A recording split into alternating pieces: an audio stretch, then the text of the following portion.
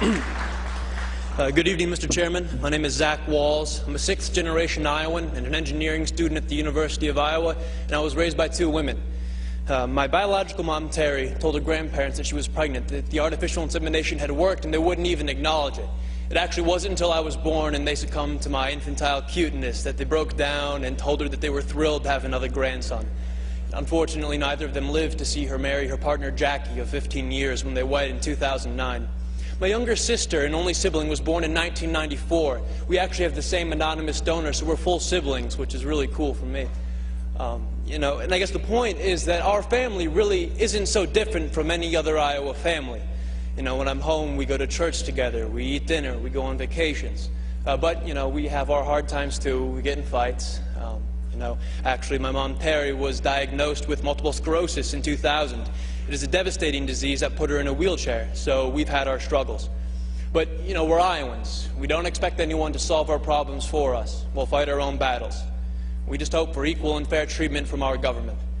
Being a student at the University of Iowa, the topic of same-sex marriage comes up quite frequently in classroom discussions.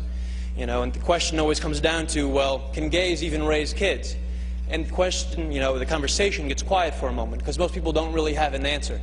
And then I raise my hand and say, actually, I was raised by a gay couple, and I'm doing pretty well. I scored in the 99th percentile on the ACT. I'm actually an Eagle Scout. I own and operate my own small business. If I was your son, Mr. Chairman, I believe I'd make you very proud. I'm not really so different from any of your children. My family really isn't so different from yours.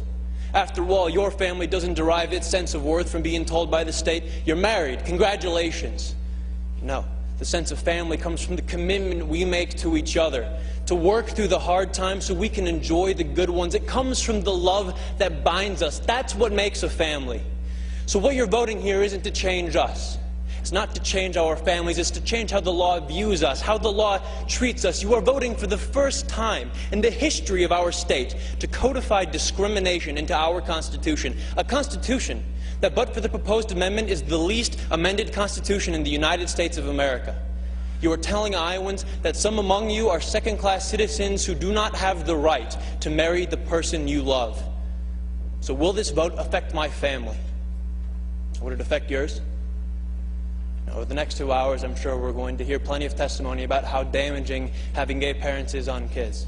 But in my 19 years, not once have I ever been confronted by an individual who realized independently that I was raised by a gay couple. And you know why? Because the sexual orientation of my parents has had zero effect on the content of my character.